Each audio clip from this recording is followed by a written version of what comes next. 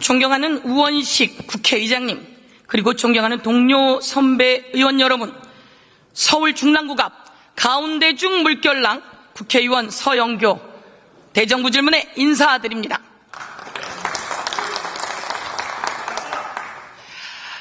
나라가 너무 힘듭니다. 국민이 너무 고통스럽습니다. 대통령을 잘못 뽑았습니다. 대통령이 이렇게까지 무능할 줄은 몰랐습니다. 대통령이 이렇게까지 무대뽀일 수일까요? 대통령이 이렇게까지 무책임할까요? 윤석열 대통령 되고 이제 2년 반 지나 반환점을 돌았습니다. 윤석열 대통령 2년 반 지나 민주화 이후 최저의 지지율입니다. 24%. 그런데 왜 이 대통령은 걱정을 하지 않는지. 부정은 지지율의 3배가 넘는 67%입니다. 이 정도이면 대통령이 정신 차리고 국민의 뜻 헤아릴만 한데 국민의 뜻을 거역하고 있습니다. 순천자 흥하고 역천자 망한다고 했습니다. 국민들의 분노가 윤석열 대통령을 끌어내릴 상황이 되었습니다. 국민들은 마음속에 대통령을 이미 지워버렸습니다. 국무총리 나와주세요.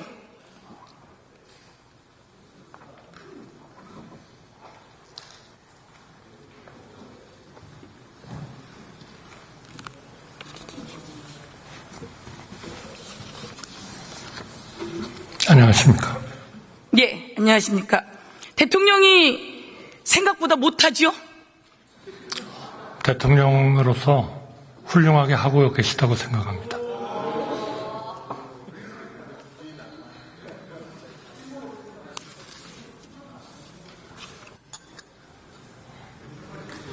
지난해 세수평가는 얼마였습니까? 죄송합니다. 지난해 세수평가는 얼마였습니까?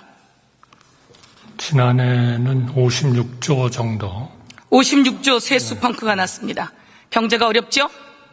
경제가 어렵죠? 경제는 회복되고 있습니다. 경제가 어렵죠? 회복되고. 작년엔 세수평가 56조, 올해는 세수평가가 얼마라고 예측되고 있습니까? 글쎄요, 내일 경제 쪽에서 얘기를 하겠습니다만은 한 30조 정도 되지 않나 이렇게 저는 들은 것 같습니다. 그렇습니다. 정확한 숫자는 지난해엔 56조, 올해는 30조 더 늘어날 가능성이 높다고 합니다. 경제가 이렇게 어려워졌는데 대통령이 경제 잘합니까? 윤석열 대통령 경제 잘합니까? 제가 말씀드릴게요. 우선 민생은 아직 어렵습니다. 그러나 경제의 위기를 지난 2년 동안에 극복하고 우리 경제를 회복시키고 그리고 앞으로의 잠재적 성장률을 높이기 위한 개혁의 바탕을 마련했다 이렇게 생각합니다. 어느 정부도 그렇게 하기 쉽지 않습니다. 자, 국무총리가 그런 생각을 하면 안 되죠. 아닙니다. 대통령이 잘못하면 총리라도 정신을 차려야죠. 그건 올바른 방향으로 국무총리 이거 가고 있는 보세요. 겁니다. 네. 코로나 때도 이렇지 않았어요.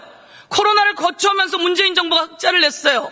그런데 윤석열 정부가 경제를 다 망가뜨렸어요. 작년에 56조 세수펑크가 나고 다 망가뜨리고 나서 조금 나아졌다고 하는데 올해도 30조 세수펑크예요. 그런데 나아졌다고 합니까?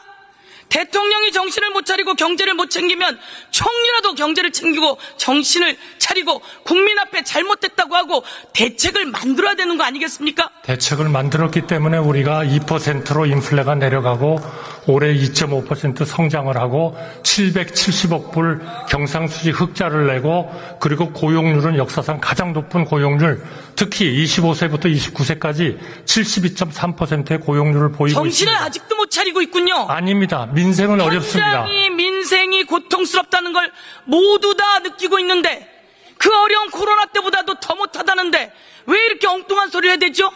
내가 기재위를 2년 동안 했어요. 그런 동안 매번 하는 이야기가 기재부 장관의 이야기가 그거예요. 의원님 좀 나아집니다.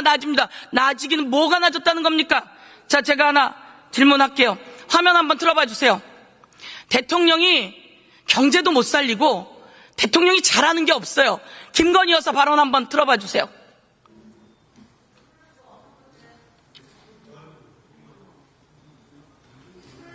김건희 여사가 이렇게 이야기합니다. 우리 남편은 바보야.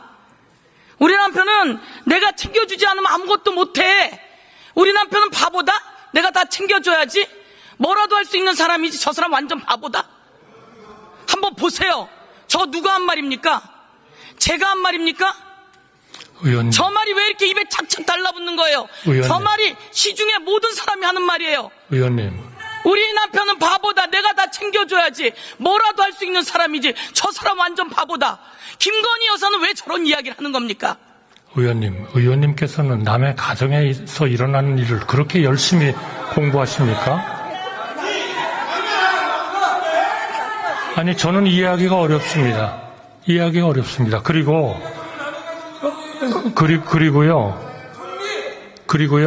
자, 보세요. 도대체 경제가 무조건 어렵다. 네, 제가 말씀드렸습니다. 자, 제가 민생은 형님, 아직 완전히 회복 안 됐습니다. 그러나 어느 나라의 경제를 그러면 평가할 때 더 잘하겠습니다. 성장이 잘 되고 물가가 안정되고 국제 수지가 흑자가 되고 그리고 고용이 되면 그것이 그래도 그 경제는 선방하고 있는 거지. 그게 못하는 겁니까? 온 세계 경제가 좋아졌어요. 그런데 온 세계가 대한민국은 회복되고 있다고 얘기를 하고 있는 겁니다. 온 세계가 그렇게 얘기를 하고 있어요. 팩트 체크를 해줄게요. 온 세계 경제가 좋아졌어요. 그런데 대한민국만 나락으로 떨어졌어요.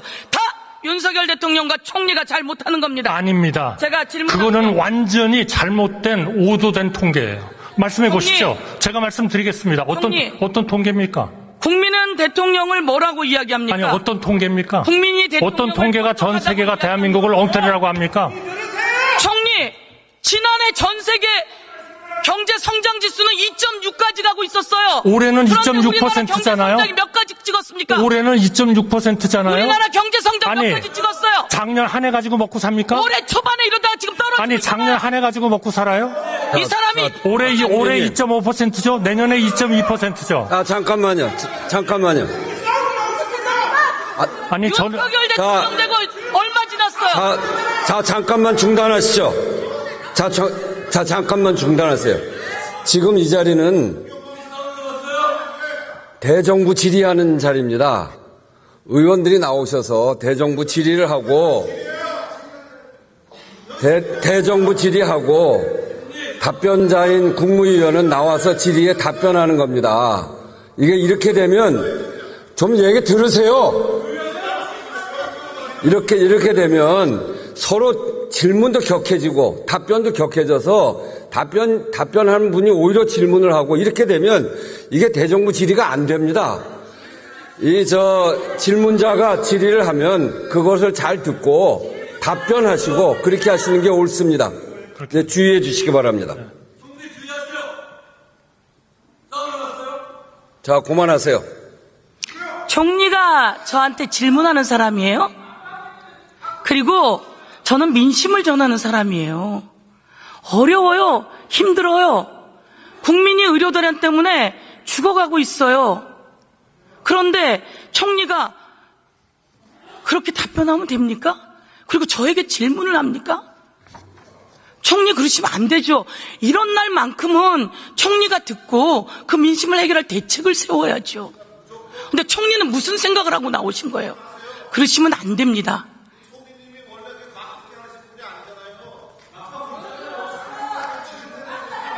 자, 제가 총리 다음부터 그렇게 하지 마세요.